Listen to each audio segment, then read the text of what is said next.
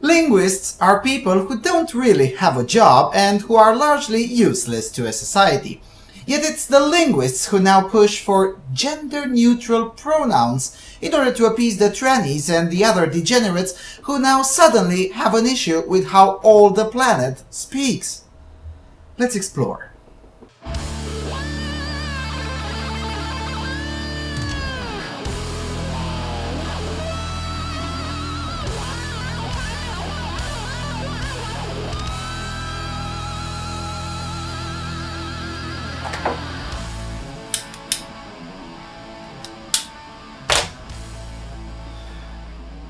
Hello everyone, and welcome to the Freedom Alternative.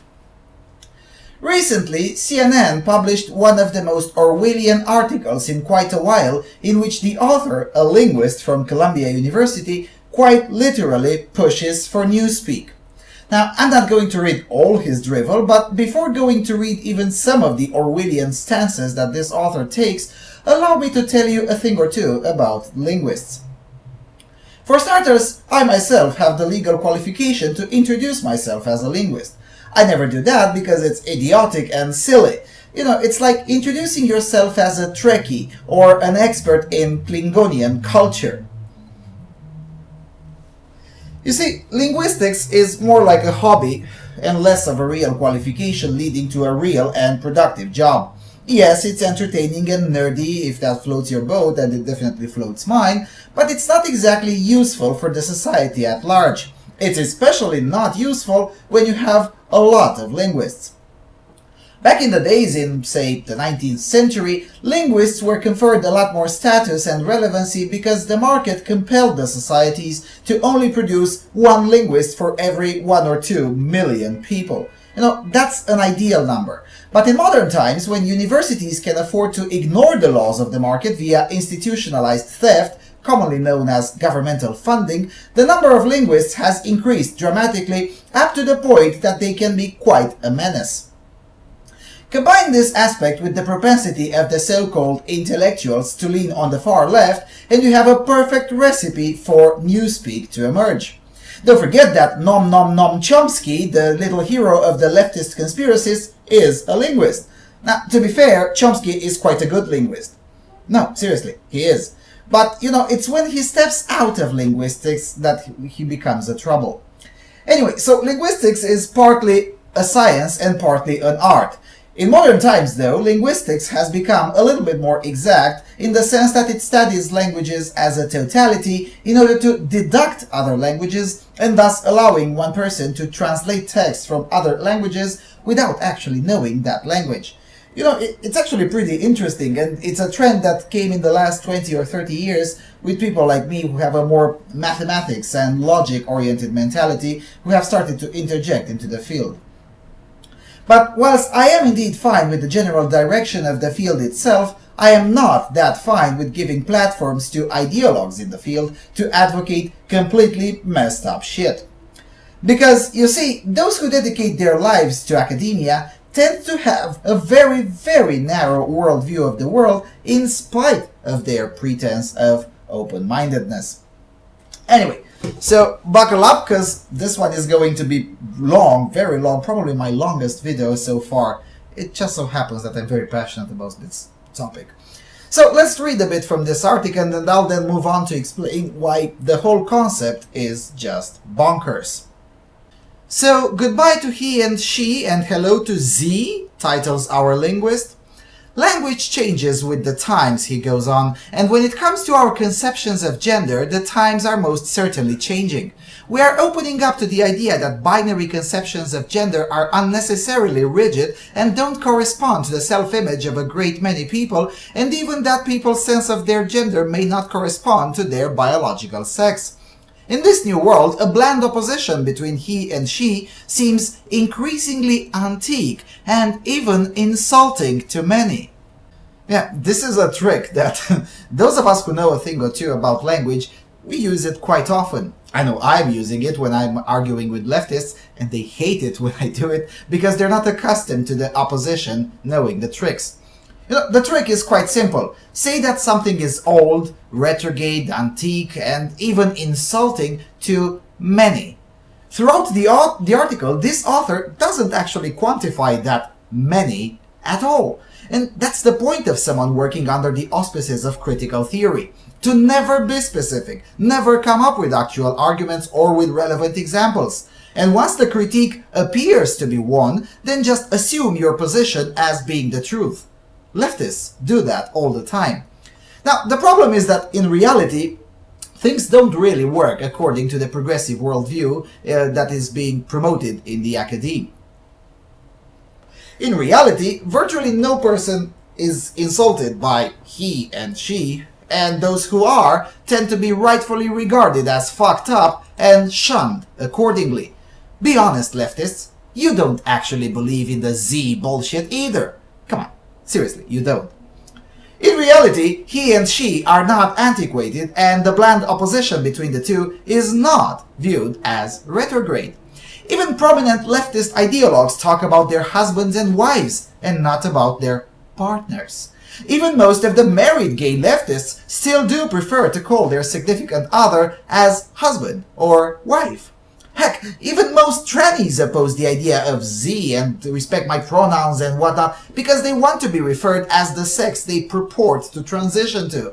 Now, whether that transition is indeed possible or not, that's a separate discussion. But what I want to say is that even though academics and some leftists claim that he and she and general binary distinction between the sexes are obsolete, the reality is that virtually anywhere you go on the planet, first world, third world, doesn't really matter, these distinctions are there and are very real, observable, and with no plan whatsoever to ever disappear. Now, further on, this author from the CNN goes on to explain why changing pronouns is a bit more difficult than adding nouns or adjectives into a language. An explanation which is largely valid, except his example where he says that the rule that me cannot be a subject doesn't exist in Swedish. Well, that's slightly untrue, but anyway, let's accept the entire explanation. And after explaining that, our author then goes on to explain something which should be very, very familiar to all of you, the frequent viewers of this channel. Quote, "Now, I would hope that pronouns like Z would not be imposed with the knuckle-rapping and contemptuous indignation with which the Billy and I rule has been promulgated. However, there is room for presenting Z as a matter not of fashion, but of basic civility. People must think of new pronouns as the proper thing to do, not as a stunt." Sounds familiar? Do you remember words like sex? You know, the word sex, as it refers to individual people, is now virtually gone from the English language and vernacular and has been replaced with gender, which is a made-up concept expressed through a word stolen from grammar, which paved the way to most of this insanity. Now, I am aware, and so are most academics and ideologues, that most English speakers use sex and gender interchangeably. But that doesn't really matter. The fact that the public swallowed that subtle change is now the basis for this push for more erosion on common sense. And mind you, the battle has been so well won that even people who disagree entirely with the gender ideology and the progressivist worldview, they still use gender and not sex, which is a huge mistake. You know, the whole transsexual business only reached the mainstream after the public accepted this switch from sex to gender, which a change which again allowed ideologues to quite literally argue that your dick is a social construct. So there you go, a subtle subversion into the language, and it was enough in just a few short decades to push for quite a lot of insanity. And if you think I'm strawmanning the leftists when I say they literally argue that your dick is a social construct, just look at Canada, where they have trials going on in their kangaroo human rights course, where they're arguing that either the mention of one's sex on the birth certificate should be removed altogether, or if it is kept, it should be legal to change it whenever you please, including for 6-year-old children. Governments need to keep up with changing times. Birth certificates once listed the baby's race and the father's occupation, and the sex designation is just as archaic, says the mother of a mentally confused 6-year-old boy who thinks he's a girl. In the United States, with the exception of Tennessee, Ohio, and Idaho, insanity prevails as well, with legal ways to quite literally edit one's history. All of these because of one subtle change in language, which then provided the basic tools for the progressivists to use people's tendency to be nice and polite in order to push for all this nonsense. You see, language matters. Let's read another gem from this guy's article. Quote, English speakers have been using they in the singular for eons. In staunchy old Vanity Fair, William Thackeray writes, a person can't help their birth. Today, we spontaneously use sentences such as tell each student they should hand in the paper on Tuesday. However, this is another of those things that we are told is a mark of ignorance because they is plural. However, our new times may require that we get past that notion, which shouldn't be a problem because it has always been absurd.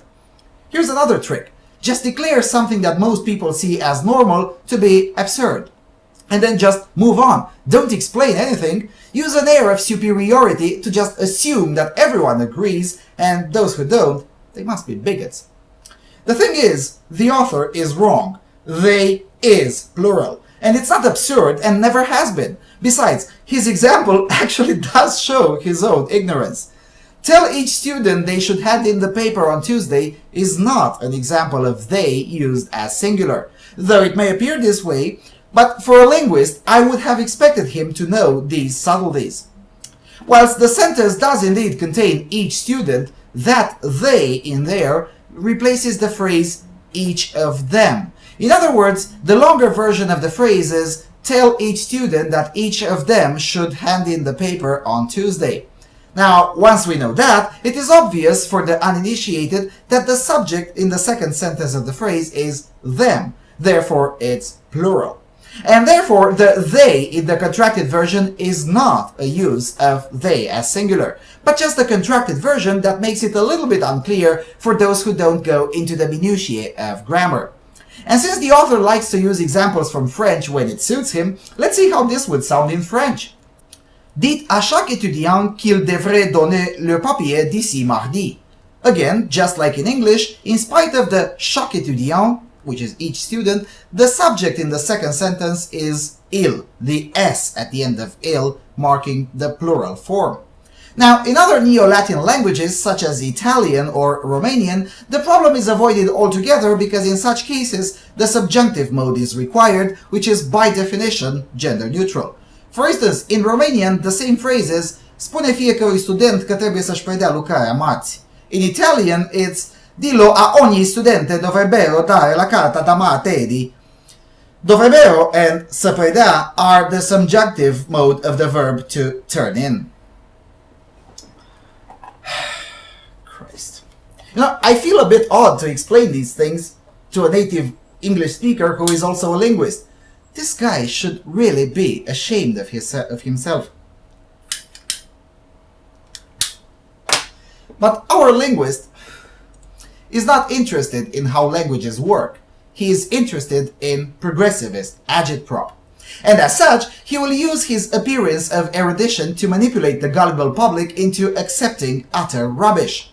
And from his point of view, it does indeed make sense. Most people don't study grammar, and most Americans don't speak at least 2 languages, which is the standard in Europe. But I'll explain about the agenda a bit later. Told you this is going to be long.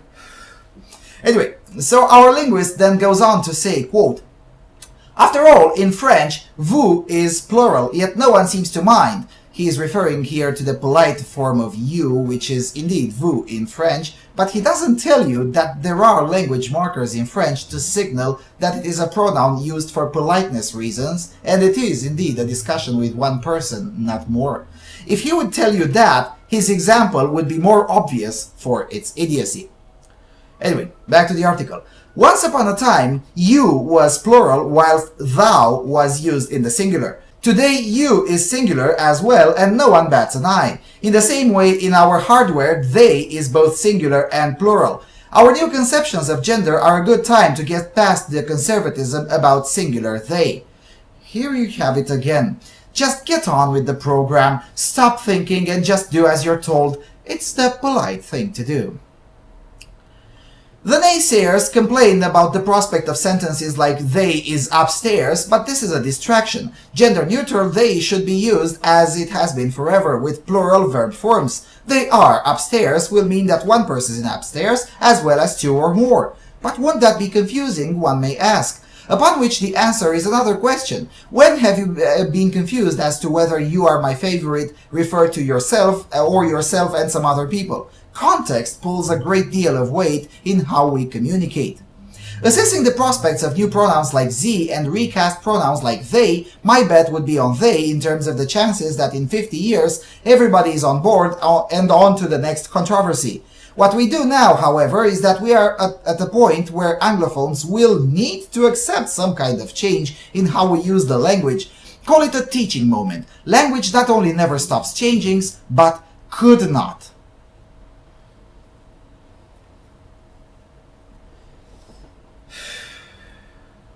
For starters, Jesus Christ, this is so retarded. His answer to the won't that be confusing question is actually a non-answer. The analogy with you is completely irrelevant. Yes, context does indeed pull a great deal of weight in how we communicate, but they are upstairs is completely different from you are my favorite. Completely and utterly different so. For starters, you are my favorite already has a marker of number because favorite is used instead of favorites. So the confusion is entirely dispersed. However, in they are upstairs, the confusion is there and there's no way to mitigate it without further explanations such as, and by they I mean Matthew, or something to that effect. In other words, it does not simplify communication. It does actually quite the opposite. And given that the English language has a long tradition in making things simpler at all costs, I somehow doubt that the they business will ever catch outside the Dumbler and the fucked in the head academia. Even the corporate environments who strive to appease nowadays to appease the far left will eventually ditch it. Because, you know, it's confusing. And the last thing you need in an environment where money talks is to be very confusing with your language. Besides, English now has another problem that didn't exist at the time when thou became you. At the time when that change occurred, there were 50 million English speakers, tops, and that's including the English as a second language people.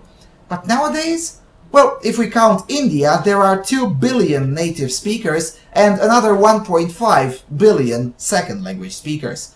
Good luck convincing all these people to adopt Z or they as singular or whatever contrived bullshit progressives have in the bag to mutilate the language. Some people say that the gender-neutral pronoun can indeed be useful when talking about a generic person.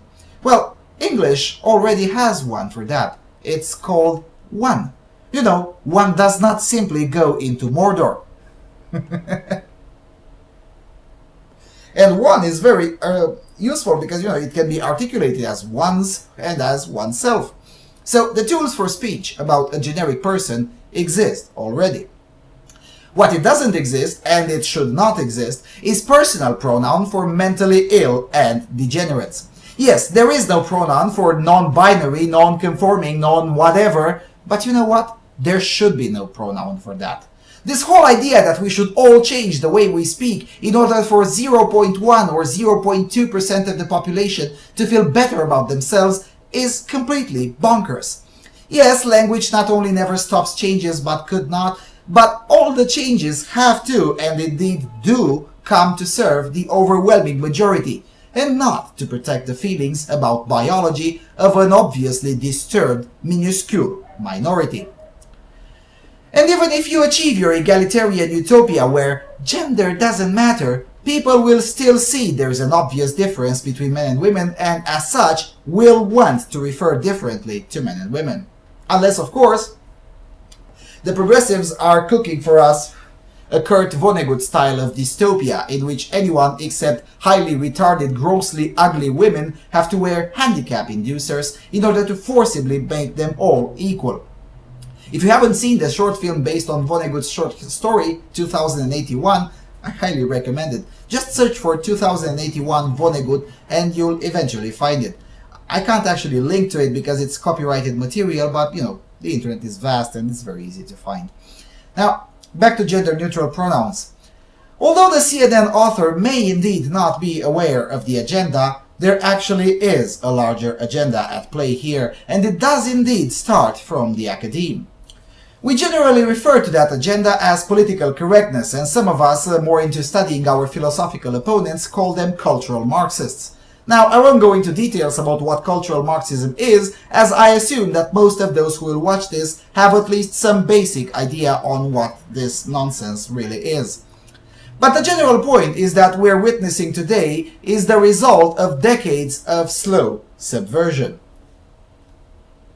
Now, I explained earlier using the example of the word sex, referred to as individual people, which was slowly replaced with gender, a subversion which, although it did not convince most of the populace about the validity of the critical gender theory, it did reach its purpose, namely to pave the way for agitprop to emerge on the topic of sex. But the subversion goes much deeper than just the word gender. Now, without making this video 5 hours long, I'll just provide some more examples of concepts that are radical in nature, but that have been slowly injected into the mainstream. Male privilege is an example of far-left radical notion that has no connection whatsoever with real life, but which has been successfully introduced into the mainstream of some societies. Now, mind you, I say some societies because male privilege didn't really catch all over the world. For instance, the concept of male privilege doesn't exist in France. Not even Simone de Beauvoir believed in such a thing, and she was a hardcore far-left feminist, mind you. Patriarchy is a good example of a word that has been subverted. Whilst patriarchy used to mean the rule of the father in the home, it is now understood to mean everything under the sun that smelly, hairy, far-left female feminists don't like. The concept of bigotry has also been subverted. In the past, bigotry was understood to mean stubborn and complete intolerance of any creed, belief, or opinion that differs from one's own. Nowadays, just merely disagreeing on a minor thing with a Negro is bigotry. But not always. You see, cursing Dr. Ben Carson is okay because he's not the right kind of Negro. The list of these kinds of concepts is actually quite endless, and you can add elements to that list in the comments if you wish. The point that I'm trying to make is that this Z nonsense is just the latest step in a very, very long process of subverting the language. And, you know, it's a top-down subversion and not an organic, gradual shift. This is why these kinds of changes need to be fought against, because they are not changes that come naturally from bottom up, as most changes in the language do indeed come. Now, one may ask, how do we fight them? Well, for starters, just refuse to use the concepts and signal that loud and clear to your peers. And yes, exclude and shame those who do use them. For instance, I refuse to talk with someone who tells me with a straight face and no trace of sarcasm that he is a cisgendered male. If one tells me that, I simply end the conversation abruptly with a "come back when you're rational and a normal human who speaks like normal people. Have a nice day." And that's it. I know that most people are assholes like me, but, you know, that's your weakness. When dealing with Nazis, the way forward is to be an asshole. When an idiot tells you that you're oppressing him for saying normal instead of cisgendered, you don't apologize. You retort with a "fuck you." That's how you deal with these people. Politeness will take you nowhere. Being firm and, yes, sometimes an asshole with these snowflakes is indeed what will take you to a more peaceful existence. There is a reason the concept of silent majority exists. The overwhelming majority of people fundamentally reject all this nonsense, including those who identify themselves as left-wing. You can see even in the comment section of these articles, increasingly people who start their comments with, you know, "I've been voting Democrat for X years," or "I'm a left-wing socialist," or whatnot, but then they continue with, "But I believe men are men and women are women, and this whole thing is nuts." Recently, a school district in Chicago, no less, decided to refuse to kowtow to the whims of a tranny suffering from the speshul snowflake syndrome. The comments of that Washington Post article are filled with leftists who express support for the district and opposition to the likes of ACLU and other activists who have, quite simply gone full retard. This is a topic on which we, the defenders of the liberty to speak as we please, have the majority on our side. All we have to do is to just keep on speaking and swiftly dismiss any degenerate who whines about our speech. It's really that simple. All it requires is for individuals who believe in liberty to stop being so goddamn polite. Seriously, some of you out there need to do away with your excessive politeness. The ideologues rely on your politeness, which makes you roll over and accept their stupidity. Oh, you're offended that I said men and women? Fuck you! Oh, you're offended that I said girlfriend and didn't bring any regard for the people who identify outside the binary? Well, fuck you! Oh, you're offended that the form in my company only recognizes straight couples and only men and women? Fuck you! And so on. That's how you're supposed to treat these people. Trying to appease them will only incentivize them to demand even more. If you hear someone using Z, calmly but firmly caution them that you don't tolerate such nonsense. And if that person refuses, then depending on your relationship with that person, try to end it. I ended quite a few relationships based on this kind of nonsense. And I did it swiftly and with no remorse or regrets, leaving room for revising the decision only when that person revised their stance and decided to become normal again. Now, you may say I'm harsh, and indeed I am, but don't forget something. This is a full-blown cultural war. And the reason we started to win is because some of us simply decided to no longer fight with a hand tied behind our backs. Why be polite and considerate with people who fundamentally hate your existence? And make no mistakes, the perpetrators of progressivism fundamentally hate the existence of normal straight people. Although more recently they started hating on homosexual men too, which is a bit funny but expected, given that all leftist ideologues eventually turn towards devouring their own. It's the nature of the beast, as they say. Anyway, I've been going on for very long, and although I have much more to say about this topic, I'll stop here. You know, it's a topic that I'm quite passionate about because as a speaker of quite a few languages, I can see right through the dishonesty of ideologues whenever they try to push for such nonsense. And there are many more to be said about this topic. You know, I haven't even mentioned about the hen stupidity in Sweden, or the fact that Hungarian, Finnish, Estonian and Persian, or Iranian, are actually gender-neutral languages, and yet somehow those societies are far less egalitarian, which blows another hole into the progressivist argument. But then again, if I start going at all the facets of this issue, a 5-hour video won't be enough. So I'd better stop because I doubt that there are too many language geeks out there interested in this. So yeah, with that being said, thanks a lot for watching and I'll see you around at Freedom Alternative.